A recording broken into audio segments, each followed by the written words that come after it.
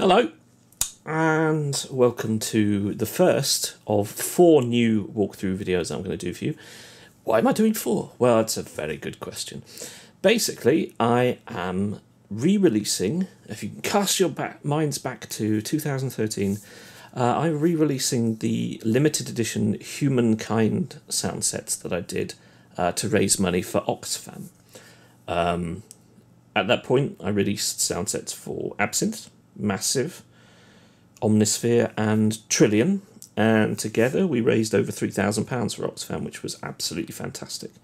Since then I've been having lots of emails asking me to re-release them and how can people get hold of them because they missed them first time around.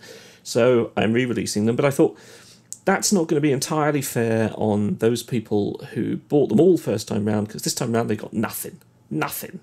So what I've done is I've crazily decided to add 4 more sound sets to the Humankind collection, and this is the first one. This is the first one we're going to have a look at, and this is Bazille by Yuhi.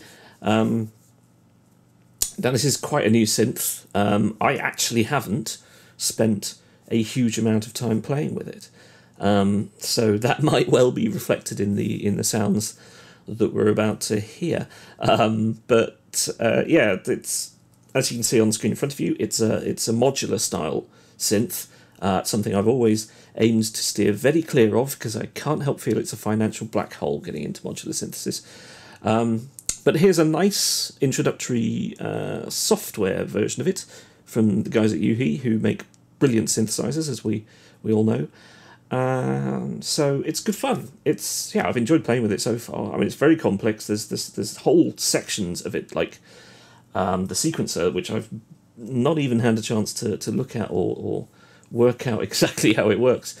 So maybe some of these patches aren't going to be the most complex, but hopefully they sound good and you'll enjoy them. But anyway, it's for charity, and it's for charity. Yes. Okay, so let's have a quick whiz through a few of the sounds, because these walkthrough videos are going to be a bit short because there's 4 of them. I can't possibly ask anyone to watch all 4. If they were like the half-an-hour length normal ones I do, that would be cruel. It would be abuse. It really would. Okay, so let's start off with some bass lines.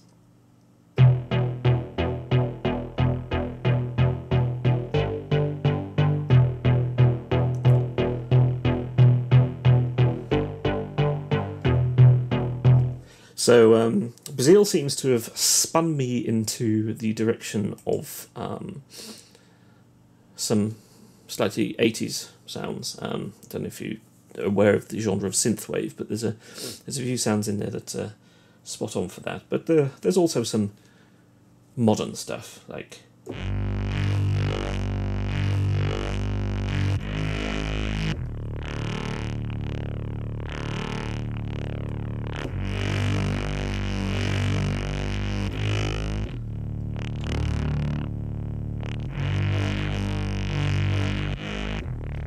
So that's fairly sort of greasy and weird, quite honestly.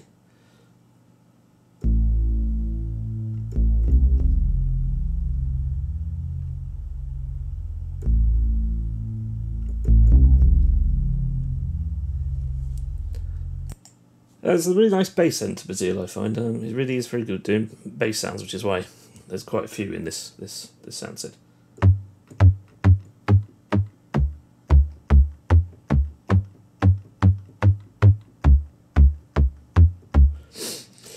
I must admit, I'm also finding it a little bit of a, for me at least, a little bit of a CPU hog. It's probably something that'll be ironed out in the future. Yuhi said it's pretty good at doing that. They have the ability to have full-on mode and then a sort of draft mode that is a little kinder. Ooh. That's a nice sound, but I'm not entirely convinced that that'll come across too well on YouTube.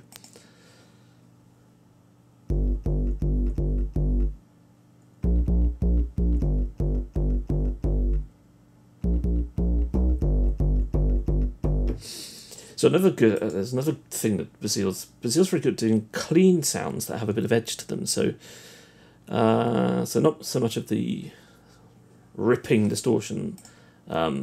You've got like the tweaks and effects sections rather good, because you do have distortion, delay, phaser, and a spring reverb for some really nice sort of old-timey classic effects.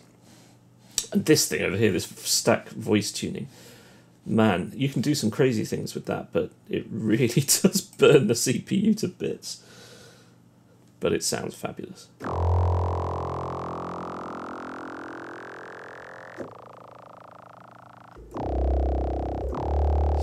So there's some quite eclectic sounds in here, because when you've got all this out in front of you with all these the different places you can throw cables, yeah, I mean it's not always massively clear where everything's going when you've got a lot of cables going on, which can be a little tricky. And I've made a few patches where I go back to them and go, what did I do there? But I think that's just a case of getting used to it, really, and it helps to have a nice big monitor as well. It really does.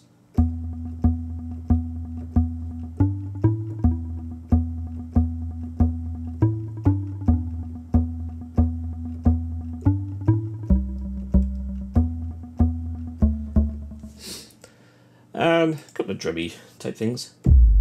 Nice big kick. Boom. I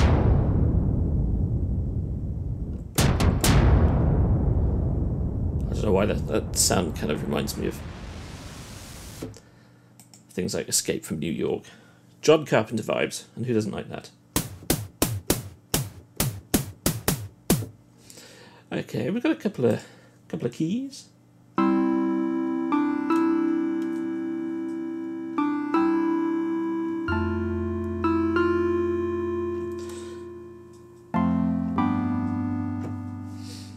Which is quite pretty.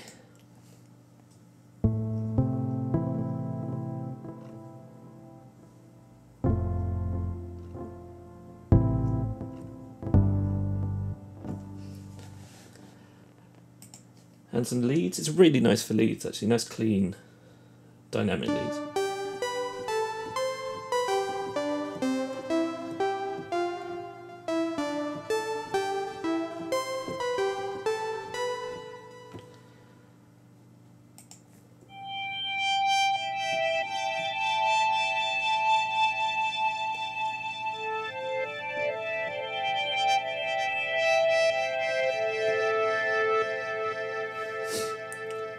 But there's no question I would quite like a draft mode on this, because doing my demo track for this sound set was tricksy, very tricksy.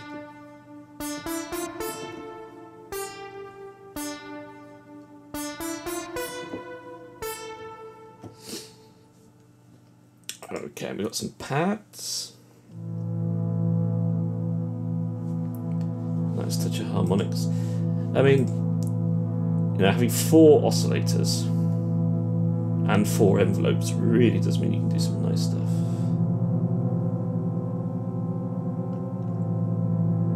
I do like this pad. This is a cool pad. That's a really nice analog pad, and there's this undeniably fabulous sound quality in this. If you don't have Bazille, yeah, it's worth getting. It really is.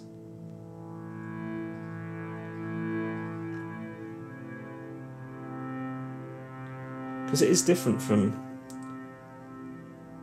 I mean, if you're a Yuhi fan, and why wouldn't you be? It does offer stuff that's different to Diva, Zebra, and the Dark Zebra. More of those 3 synths later.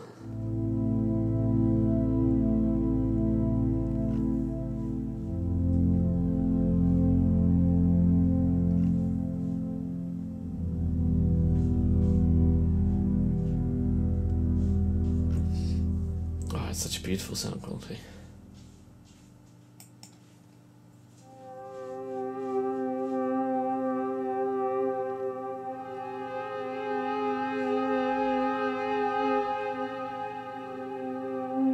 I think it's described on the site as the aim is to have like digital oscillators but with analog filters is the build model, which is similar to a synth I just actually sold, which I may one day regret, which is the Ensoniq ESQ1, which is an absolutely lovely, lovely synth. But I just wasn't using it. Bit of a heavy beast, made out of metal for some reason. And it's really quite an interesting sound though, the digital oscillators with the analog filters. And it is something that's captured really nicely on Bazille. So you've got that beyond, you know, the wealth of options that the modular process gives you.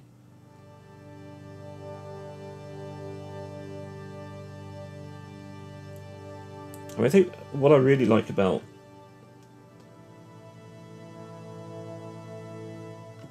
the sound of Bazille is that it gives you those... You can do those kind of old, drifty style sounds that the Boards of Canada and that kind of band do, and yet, but it's just got this pristine high fidelity edge to it that really elevates it. It's, yeah, I need to spend more time with it basically, and you can do some very twisted stuff like this too.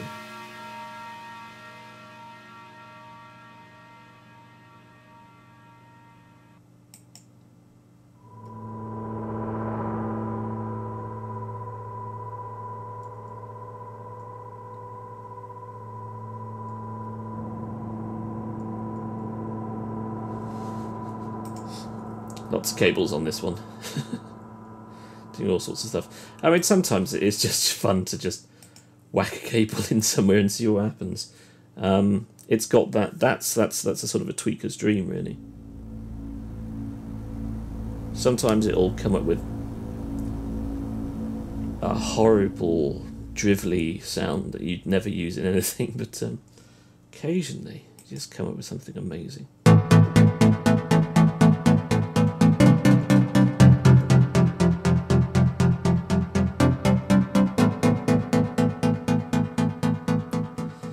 And of course, having 4 oscillators means you can create some really nice chord sequences, and this isn't one.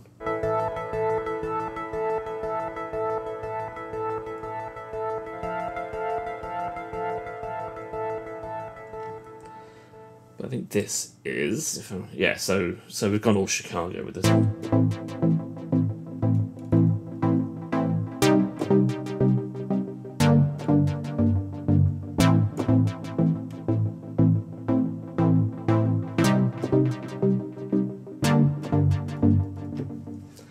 I really defy anyone to not like the Chicago house stab sound.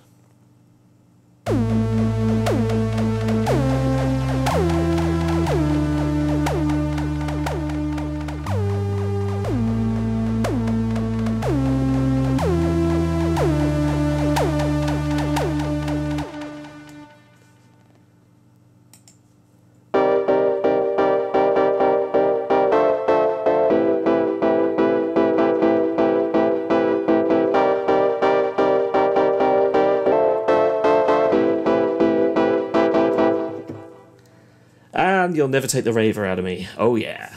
Okay, so that's Bazille. I've been fairly quick through it, but there's 64 patches, so that's how the Humankind thing works, and 50% of all the proceeds goes directly to Oxfam. Last time round, I did.